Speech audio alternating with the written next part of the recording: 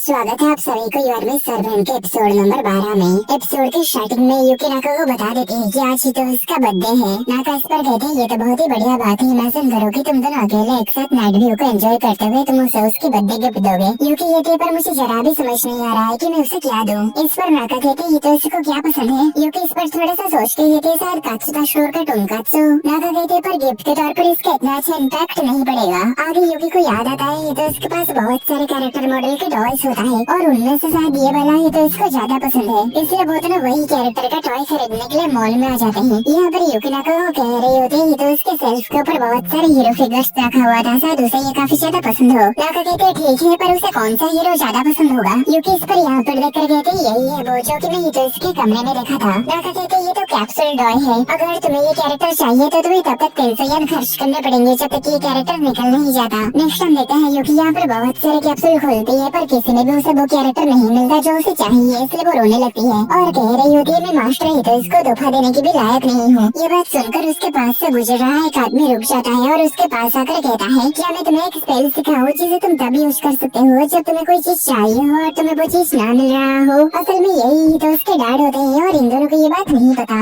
आगे ही तो उसके डैड यूकी को कहते हैं अपने आंसुओं को दूर भगाओ, ये मशीन बुराई का प्रतीक है जो कमजोर लोगों को अपना शिकार बनाती है। उनकी अजीब सी बातों को सुनकर ये दोनों काफी हैरान होते हैं। आगे ही तो उसके डैड कहते हैं हैंडल को ऐसे खींचो जैसे कि तुम किसको मार रही हो, अपनी पूरा जी जान लगा दो जो तुम चाहते हो उसे पाने के लिए। इस पर यूकी की जोश काफी ज्यादा बढ़ जाती है और आगे वो काफी सीरियसली कैप्सूल को निकालने लगती है। उसे इस तरीके से देखकर ये दोनों कहते हैं उसकी मारने की इच्छा तो जबरदस्त है। आगे जब यूकी कैप्सूल निकाल के इसे ओपन करते है तो उसे वही चीज मिल जाता है जो उसे चाहिए था। इस पर यूकी काफी ज्यादा खुश होती है और नाका यहाँ पर काफी हैरान होती है कि ये काम किया। आगे तो इसके डैड यहाँ से जाने लगते हैं तभी यूकी उन्हें थैंक यू कहती है। तो इसके डैड कहते हैं कोई बात नहीं, मैं अपने बेटे को भी यही बात कहता रहता था और मुझे तुम्हारी मदद करके काफी खुशी हुई। इतना कहकर वो यहाँ से चले जाते हैं। आगे यहाँ पर घर पर रिको आके हितोष कुमार को जगा देती है और कहती नाश्ते का समय हो चुका है, तुम और कितने समय तक यहाँ पर सोते रहोगे। हितोष कहता है नए साल में श्राइन विजिट का क्या हुआ। रिको कहती इसकी चिंता मत करो, डैड किसी भी समय यहाँ पर आते होंगे। हितोष कहता है क्या सच में, और आगे वो यहाँ पर यूकी के रखा हुआ पेपर को देखता है और कहता है क्या यूकी घर में नहीं है, और आगे कहता है काफी ज्यादा बुरा हुआ, मैंने उसे डैड के बारे में कुछ भी नहीं बताया है।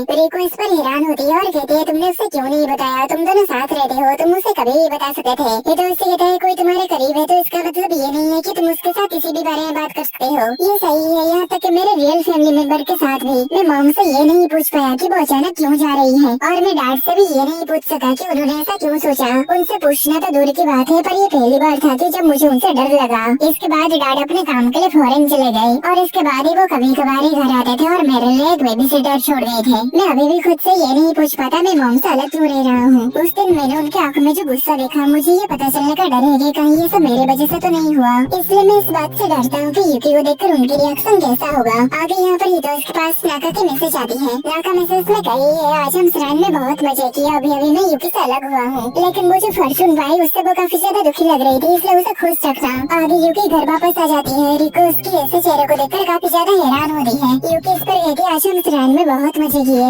रिको कहती है पर तुम्हारी आंखें तो बहुत सूजी हुई है, क्या कुछ हुआ है। यूकी इस पर कहते नहीं नहीं कुछ भी नहीं हुआ, और आगे वो अपने कपड़े चेंज करने के लिए जाने लगती है। तभी हितोशी उससे कहता है मेरे डैड जल्दी यहाँ पर आने वाले हैं, पर मैंने उन्हें ये नहीं बताया कि तुम पहले एक असासिन थे, और ये भी नहीं बताया है कि तुम एक मेड कॉस्ट्यूम पहन ली और इसके रिलेटेड और कुछ। पर यूकी को इस पर कुछ समझ नहीं आता और आगे हितोशी कहता है चलो कोई बात नहीं सब कुछ ठीक है। इसके बाद यूकी अपने कपड़े चेंज करने के लिए चली जाती है और हितोशी यहाँ पर सोचता है आखिर मैं किस बात से इतना ज्यादा घबरा रहा हूँ, मैं उसे छुपाने की कोशिश क्यों कर रहा हूँ, वो तो बस नॉर्मल बनने की कोशिश कर रही है। ऐसा उससे कहना ऐसा होगा जैसे कि मैं बिल्कुल भी नहीं सोचता कि वो नॉर्मल है। तभी रिको उससे कहती है क्या तुम इसके लिए श्योर हो। इस पर हितोशी कहता है हाँ चाहे डैड कुछ भी कहे मुझे यूकी की रक्षा करना है। रिको इस पर काफी हैरान होती है और आगे कहती है तुम तो काफी बड़े हो गए हो। इस पर हितोशी काफी ज्यादा शर्मा जाता है। तभी यहाँ पर उन दोनों के डैड आ जाते हैं और रिको यहाँ पर हितोशी को कह रही होती है तुम्हें ये बात यूकी को कहनी होगी। तभी उनके डैड कहते हैं चलो भी तुम दोनों मुझे तंग करना बंद करो, और आगे कहते हैं तुम दोनों तो पहले जैसे ही हो। तभी रिको अपने डैड को देखकर काफी खुश हो जाती है और उनसे जाके चिपक जाती है और उनसे कह रही होती है आपने तो दाढ़ी बढ़ा लिए हैं। तभी हितोशी अपने डैड को कहता है मुझे आपसे उस मेड के बारे में बात करनी है जिसके बारे में आपको पहले कहा था।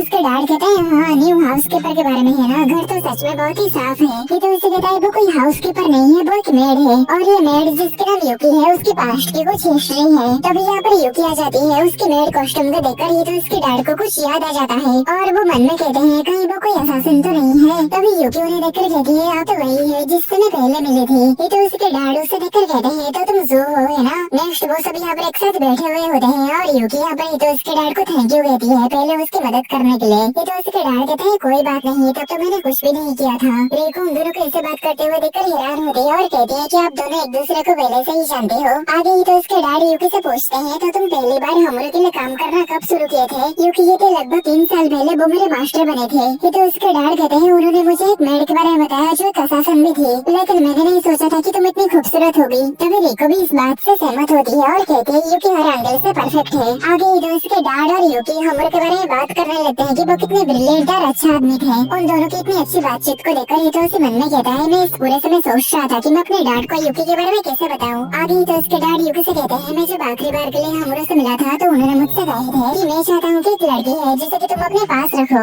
ये सब सुनकर ही तो उसे मन में कहता है ऐसा लगता है मैं ही इनके लिए स्ट्रेंजर हूँ। और आगे ही तो उसको यहाँ पर फिर से अकेलापन का एहसास होने लगता है। देन रिको यहाँ पर अपने डैड से कहती है आपको पहले से ही पता था कि यूकी एक असासिन है, इसलिए आप उसे यहाँ पर रहने के लिए इजाजत दे दिए है ना। इस पर उसके डैड कहते हैं खैर उस समय हमरों जिंदा थे और तब मुझे ऐसा नहीं लगा था कि वो सीरियसली इस बात को कह रहे थे। और वैसे भी तुम दोनों को तुम्हारी मॉम की वैम्पायर ब्लड विरासत में मिली थी, तो मुझे नहीं लगा कि कोई भी छोटा मोटा असासिन तुम्हारा कुछ भी बिगाड़ सकता है। इस पर रेको कहती आखिर कौन जानता था कि सैटरटिव नुकीले दांत में कोई रहस्य छुपा हुआ होगा। इसके बारे में सोचकर मुझे याद आया कि जब मैं पिछले हैलोवीन में वैम्पायर कॉस्ट्यूम पहना हुआ था तब मुझे लगा कि मेरा खून रिस्पॉन्ड कर रहा है। डैड रेको के साथ ऐसे मजाक करते हुए देखकर ही तो उसे मन में कहता है डैड तो हमेशा से ही ऐसे ही रहे हैं, जब कभी भी वो कोई भी बात को छुपाना चाहते हैं या फिर ना बताना चाहते हैं वो ऐसे ही मजाक करके उस बात को टाल लेते हैं। आगे ही तो उसके डैड रिको से कहते हैं चलो अब तुम्हें घर छोड़ने का टाइम आ चुका है। रिको कहती है पर इतनी जल्दी। ये तो उसके डैड कहते हैं हाँ और मुझे तुम्हारे मॉम से भी बात करनी है। रिको कहती है आपको याद तो है ना आज बड़े भाई की बर्थडे है। ये तो उसके डैड कहते हैं हाँ पर उसे ये सेलिब्रेट करना पसंद नहीं है। और आगे वो तो उसको उसके 16th बर्थडे विश करते हैं और उसे गिफ्ट देते हुए कहते हैं ये तुम्हारी मॉम और मेरी तरफ से है। और आगे कहते हैं माफ करना कि तुम मेरे लिए इतना ज्यादा मेहनत करके घर को साफ किए, पर मुझे एक जरूरी मीटिंग अटेंड करनी है इसलिए मैं आज होटल में ही रहूंगा। और हितो उसे मन में सोचता है मुझे उनसे कुछ कहना था पर क्या मैं फिर से उनसे ये नहीं कह पाऊंगा। देन हितो उसके डैड और रिको यहाँ से जाने वाले होते हैं। तभी हितो ऐसे हिम्मत करके अपने डैड से पूछता है क्या यूकी यहाँ पर रह सकती है। उसके डैड इस पर कहते हैं तुम क्या चाहते हो। तभी यूकी भी बाहर आ जाती है और हितो से यहाँ पर अपने डैड से कहता है मैं चाहता हूँ कि वो यही रहे। इस पर उसके डैड हंसते हैं और कहते हैं खैर अब तुम 16 साल के हो गए हो, जैसा तुम चाहो वैसा करो, मैं तुम्हारी मॉम को इस बारे में समझा दूंगा। देन इतना कहकर वो यहाँ से चले जाते हैं और उनके जाने के बाद हितोशी यहाँ पर मन में कहता है बस एक बार मैं उन्हें अपना मन की बात बता पाया। और यूकी यहाँ पर हितोशी के मुँह से ये बात सुनकर काफी खुश होती है। तो गाइस मैं इसका नेक्स्ट पार्ट कल अपलोड कर दूंगा।